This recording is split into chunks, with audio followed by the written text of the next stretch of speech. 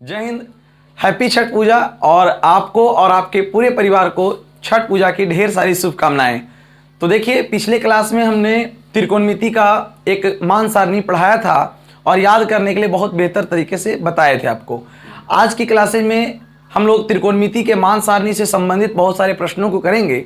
यह त्रिकोणमिति का 8वां वीडियो है, तो आइए समझेंगे और ध्यान से सीखने का प्रयास करेंगे। बिल्कुल बहुत ही बेहतर तरीका से समझना है। और जिनको विद्यार्थियों का मान सारणी याद नहीं है, प्लीज़ एक बार मैं आपको कहूँगा कि पहले उन पे प्रयास कीजिए जिनसे हम कुछ आगे के प्रश्नों को सोल्व कर सकते हैं। तो मान सारणी बहुत इंपॉर्टेंट है। मैंने रटवाया नहीं था, पिछले क्लास कर देखे होंगे तो बिल्कुल समझाए थे, और एक दो बार अगर आप उसको लिख लेंगे ना तो बहुत अच्छे तरीके से आप इसे बना भी सकते हैं।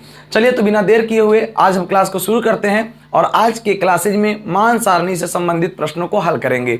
एग्जाम में छपेंगे, एग्जाम में ऐसे ऐसे क्वेश्चंस आएंगे, अगर आपके पास थ्योरी होगा तभी आप बहुत सारे प्रश्नों को बनाएंगे। ऐसा आप जानते हैं कि किताब में क्वेश्चन बहुत लिमिट है, 4-5 तो प्रश्न नहीं है, लेकिन देखते होंगे आप एग्जाम में बहुत सारे प्रश्न आ रहे हैं, तो प्रश्न बनेंगे कैसे?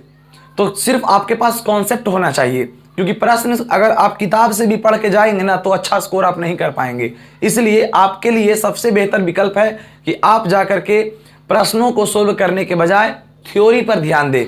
आपको जो मैं पहले वीडियो में मान सारणी बताया हूं उस पर विशेष रूप से ध्यान दीजिए, ताकि आप ज़्यादा कम समय में अच्छे ज्ञान को अर्जित कर सकें। तो आइए बिना देर किए हुए क्लास को शुरू करते हैं।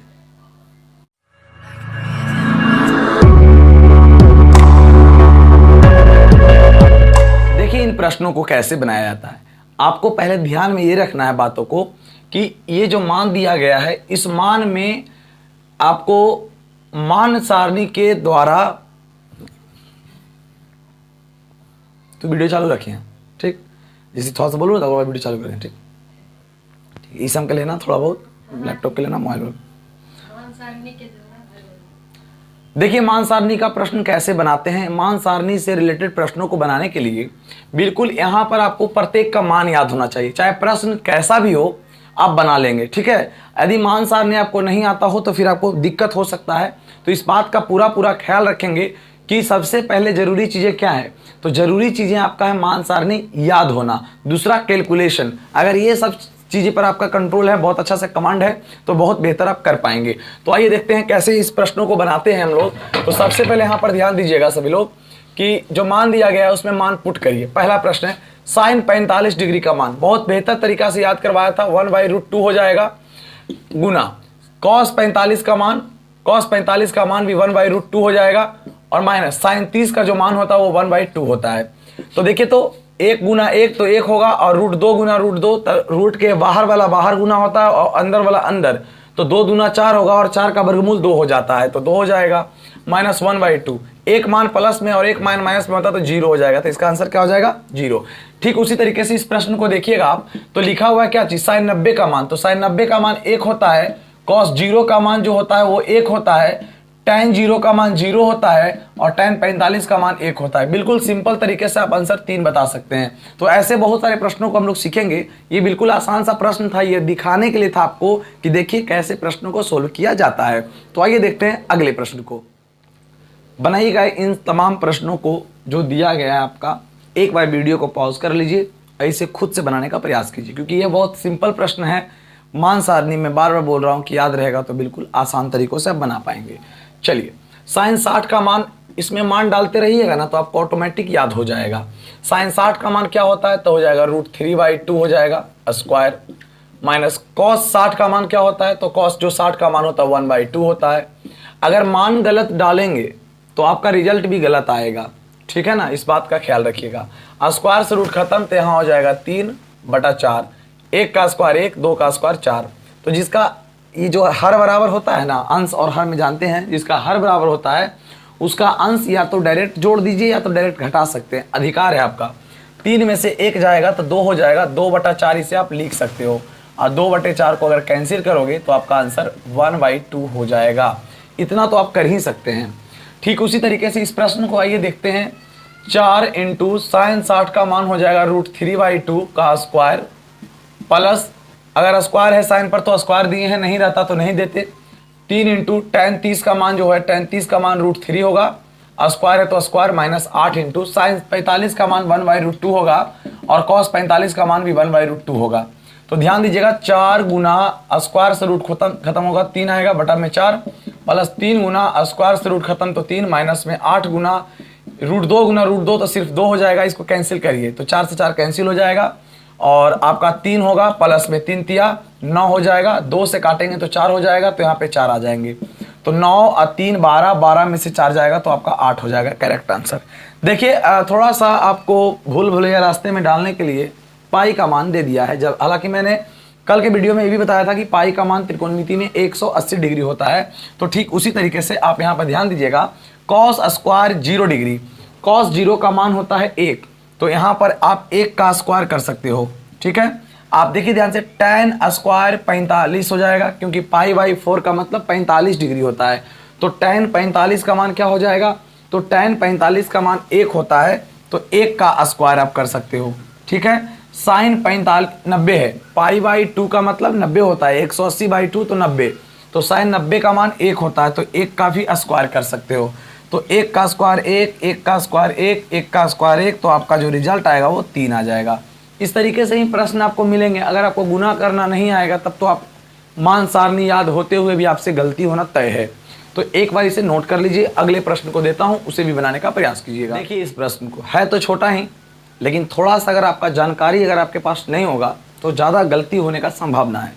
तो देखिए ऐसे प्रश्न को कैसे डील करेंगे। देखिए दोनों प्रश्न को अगर आप देख रहे होंगे तो बिल्कुल दोनों एक ही प्रकार का है, सिर्फ थोड़ा सा अंतर है, एक में स्क्वायर है एक में स्क्वायर नहीं है, बट है चीज़ दोनों एक ही। ठीक है, तो देखिए इस प्रश्न को कैसे सोल्व करेंगे, बिल्कुल आसान तरीकों से समझना है। तो देखिए मान डालिए tan 60 का मान होता है √3 और कोई स्क्वायर नहीं है। ठीक है, साइन जो 60 यहाँ पर है इसका मान होता है √3/2, कोई स्क्वायर नहीं है। कॉस 60 का मान होता है 1/2। ठीक है, चलिए तो ऊपर में √3 है तो √3 रहेगा, नीचे में आप एलसीएम लीजिए तो नीचे में 2 का एलसीएम 2 होगा। हमने बहुत अच्छे तरीके से आपको बताया भी है कि जब आपका हर इक्वल हो तो कुछ नहीं करना, डायरेक्ट अंश को जोड़ देना। तो 2 है तो 2 लिख दिया चुपचाप और √3 + 1 लिख देंगे, कोई दिक्कत नहीं है। ठीक, अब आपने पढ़ा होगा इसको बनाने के लिए कि ऊपर में जो है उसको लिखिए चुपचाप। ठीक है, √3 तो √3 भागा तो गुना ये उलट जाएगा तो 2/√3 + 1 हो जाएगा। तो ये आपका जो मान होगा 2√3/√3 + 1 हो जाएंगे। अब यहाँ से आप हर का परिमेयकरण कर सकते हो या आपका आंसर यही हो सकता है। हर का परिमेयकरण करेंगे तो आपका आंसर कुछ इस तरीके से आएगा, मैं आपको दिखा देता हूँ। ठीक है, हर का परिमेयकरण कुछ इस तरीके से होता है 2√3/√3 + 1। हर का परिमेयकरण का अर्थ होता है जो हर के अंदर है नीचे में उसी चीज़ से गुना करते हैं, बस चिन्ह को बदल करके गुना किया जाता है।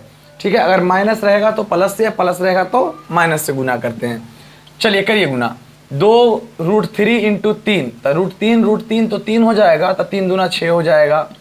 2√3 गुना 1 तो आएगा 2√3, जबकि आपने देखा होगा एक बार जोड़ दिया है एक बार घटा दिया है। तो ऐसा हमने पढ़ा है formula a + b × a - b = a² - b²। तो पहला का स्क्वायर करेंगे a² - b²। तो 6, यहाँ देखिएगा ध्यान समझना, यहाँ पर स्क्वायर से रूट खत्म तो 3 आएगा, 1 का स्क्वायर 1 आएगा, घटेगा तो 2 आएगा ना। तो इसमें कुछ कॉमन भी मिल रहा था, 2 कॉमन ले लीजिए भी। तो जब 2 कॉमन लीजिएगा ना तो 2 तिया 6, 2 से 2 कट जाएगा तो √3 और बटा में स्क्वायर से रूट खत्म तो 3 और 1 का स्क्वायर 1, तो आपका हो जाएगा 2 × 3 - √3 बटा में 2 से 2 कैंसिल होगा तो आपका आंसर हो जाएगा 3 - √3। आई होप आप इस चीज़ को सीख पाए होंगे क्योंकि यह क्लास 9 का कॉन्सेप्ट है। चलिए इसमें ध्यान दीजिएगा, इसको कैसे बनाएंगे। 4 है तो 4, साइन 60 का मान हो जाएगा √3/2 और स्क्वायर है तो स्क्वायर, प्लस 3 है तो 3, कॉस 60 का मान होता है 1/2 का स्क्वायर है तो स्क्वायर। ठीक है, अगर मान नहीं याद रहेगा तब तक आपको गलती, अगर मैं गलत मान डाल दूंगा तो मेरा भी गलत चला जाएगा। चाहे मैं कितना भी तेज तरार रहूं प्रश्न को बनाने में, मान गलत डाल दूंगा तो मेरा भी निश्चित रूप से गलत होगा। ठीक है, तो इस बात का ख्याल रखिएगा। आप मान सही डालिए, आपका आंसर सही आएगा। स्क्वायर से रूट खत्म तो 3, 2 का स्क्वायर 4 और प्लस में 3, 1 का स्क्वायर 1 और 2 का स्क्वायर 4। अभी बहुत प्यार से बच्चों की तरह बताया मैंने इसको, ठीक उसी तरीके से हालांकि ट्रिक होता है। कि दूर को दूर से या पास को पास से गुना करने का। लेकिन अगर कोई बच्चा नहीं जानता है उनके लिए सिखा देता हूँ। जो ऊपर में है उसको 4 लिखिए, भागा तो गुना उलट जाता है तो 4/3 हो जाता है। ऊपर में जो है उसको लिख दीजिए, भागा है ये तो 3 गुना होता है, उलट जाता है तो 4/1 हो जाता है। तो ये कटेगा नहीं, तो 4 चौका 16, 16/3 और प्लस में 4 तिया 12। हालांकि ट्रिक होता है, बट अगर ट्रिक नहीं जानते तो कोई दिक्कत नहीं, एलसीएम ले लीजिए। तो 3 आएगा, तो 16 प्लस 16 तिया 3 से कटेगा 3 बार में, तो 12 तिया 36। अब जोड़ लीजिए इसको फटाफट। तो 6 6 12 का 2 हाथ में 1, 3 1 4 4 1 5, तो 52/3 हो जाएगा आपका करेक्ट आंसर। ठीक है, तो इस तरीके से इस प्रश्न को ऐसे सोल्व किया जा सकता है। चलिए बहुत सारे बेहतर प्रश्न लेते हैं अभी, और पहले इसे आप नोट कर लीजिए।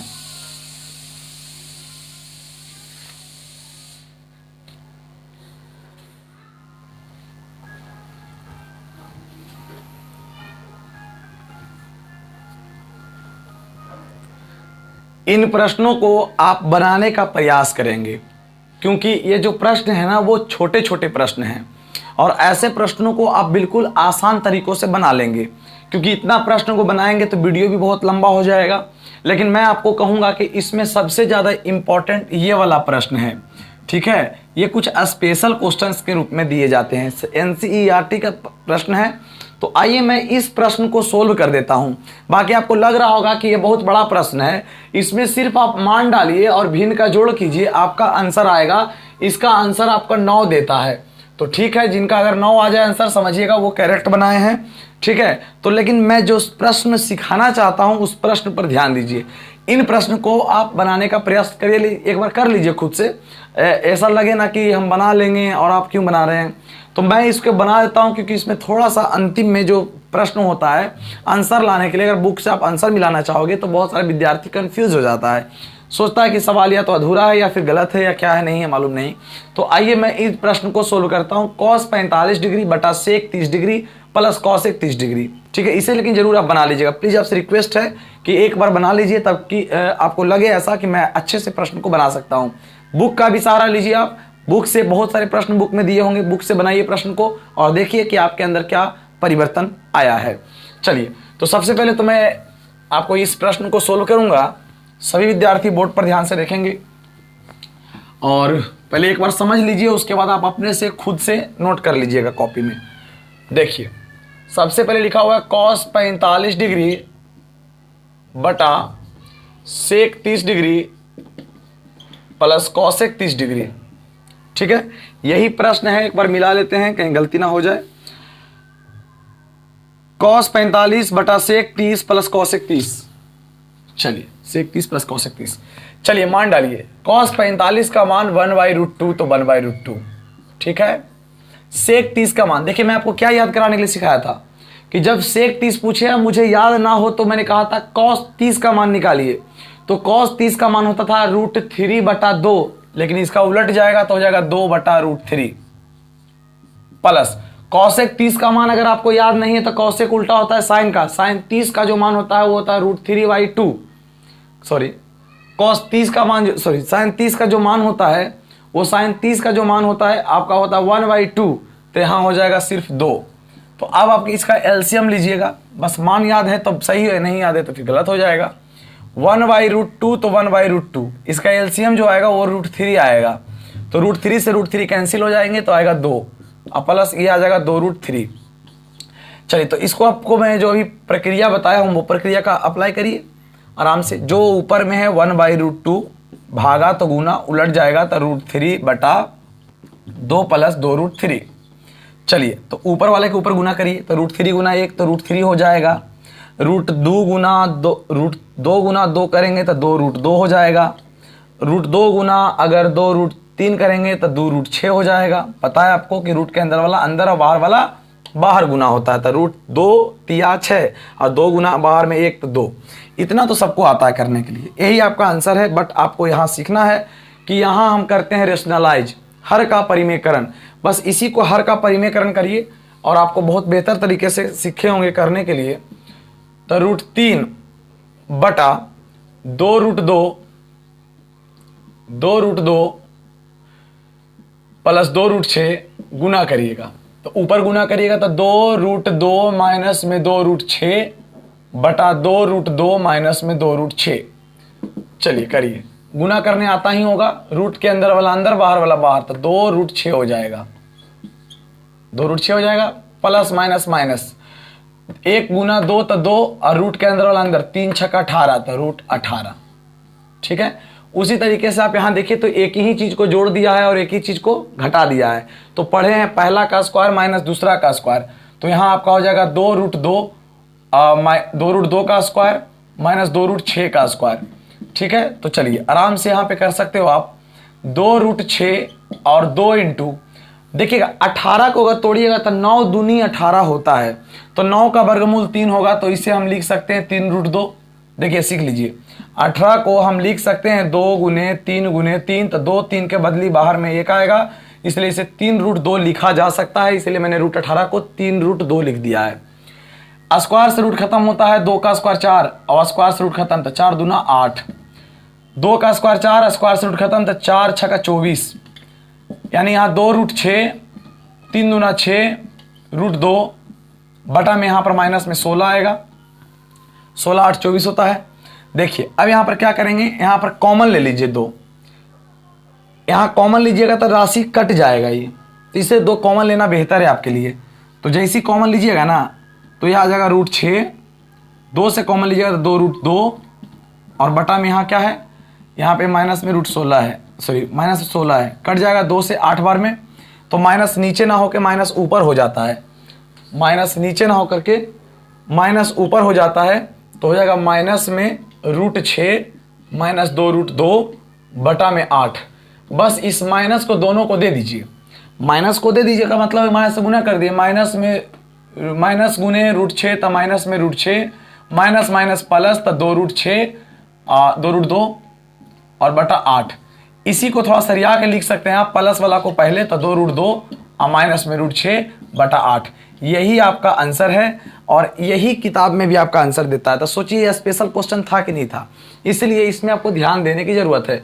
बहुत तरीके से बनाए जा सकते हैं, कुछ लोग यहाँ पे ही 2 कॉमन ले लिया करता है, तो 2 कॉमन लेने से थोड़ा सा क्वेश्चन सोल्व करना आसान हो जाता है। बट हम कहते हैं कि उतना दिमाग किसको काम करता है एग्जाम के समय में कि कहाँ पे कॉमन लेना है, कहाँ पे क्या लेना है। तो बेसिक रूल जानिए और कलम नहीं रुकेगा आपका। ठीक है, इस तरीके से इस प्रश्न को आसानी से आप बना सकते हैं। बिल्कुल स्टेप बाय स्टेप आपने समझने का प्रयास किया। तो आज के सेशन में हमने कुछ छोटे छोटे प्रश्नों को लिए और इन छोटे छोटे प्रश्नों में मान पुट करके प्रश्नों को सोल्व करने का प्रयास किया। लेकिन आपसे मैं फिर से एक विनती करूंगा कि आप एक बार मान सारणी को जरूर याद कर लीजिए। 2-4 बार लिखिएगा तो अपने आप ऑटोमेटिक आपको याद हो जाएंगे। चाहे मैं जितना प्रश्न दिया हूं ना, उतना प्रश्न को बिना देखे मान सारणी, सोचना है कि मैं देखूंगा नहीं देखने का अर्थ है कि तुम जब याद रहेगा आपको तो देखोगे ही नहीं, और नहीं याद रहेगा तो फिर देखना मजबूरी हो जाएगा और देखने का लत लग जाएगा कि तो देख देख के बना लेते हैं, तो फिर एग्जाम में कोई फायदा नहीं करेगा, क्योंकि आपको आएगा बनाने के लिए और मान सारणी नहीं याद होने के बाद भी आपको बहुत तकलीफ होगा। आपको ऐसा नहीं कि ऐसे प्रश्नों को सोल्व करने के लिए मान सारणी की जरूरत पड़ेगी। आप वीडियो कंटिन्यू आप देखते जाइए, पार्ट बाय पार्ट वीडियो बनते जाता है, तो उसे देखिएगा। आगे के जो भी प्रश्न आपको मिलेंगे उनसे सभी प्रश्न लगभग मान सारणी से संबंधित होंगे, इसलिए सभी प्रश्नों पर उतना ही ध्यान देना है जितना कि मैं इन प्रश्नों पे ध्यान दिया हूँ। ठीक है, तो सेशन को ज़्यादा लंबा नहीं करते हैं, आज के लिए बस इतना ही रखते हैं, क्योंकि बहुत ज़्यादा लंबा वीडियो ठीक नहीं है और कम छोटी छोटी वीडियो में हम पढ़ेंगे। क्योंकि मैंने जो बताया, जितना मैं छोटा सा वीडियो में पढ़ाया हूँ उतना ऑफलाइन क्लासेज में पढ़ाई नहीं हो पाती है। ठीक है, लेकिन क्या कर सकते हैं, सभी बच्चे सीखेंगे। जो कमजोर विद्यार्थी हैं वो विद्यार्थी पढ़ेंगे, जिनको एक बार कहीं ना कहीं पढ़ लिए हैं तो अपने तरीके से रिवीजन करना चाहें तो वो भी रिवीजन कर सकते हैं। बस शर्त यही है कि कंटिन्यू रिवीजन कीजिए। जब तक कंटिन्यू नहीं रहिएगा तब तक आपको सफलता मिलने वाला नहीं है। तो चलिए फालतू की बातें नहीं करेंगे, आप काफ़ी समझदार हो, है ना। तो मिलेंगे नेक्स्ट क्लास में, क्योंकि जितना मैंने सवाल बताया है पर्याप्त है। फिर नेक्स्ट क्लास में बहुत बेहतर से बताऊँगा आपको, और भी बहुत बढ़िया बढ़िया क्वेश्चंस को लेकर चलेंगे। लेकिन एक बार जितना बताया हूँ उतना बनाने का जरूर प्रयास कीजिएगा।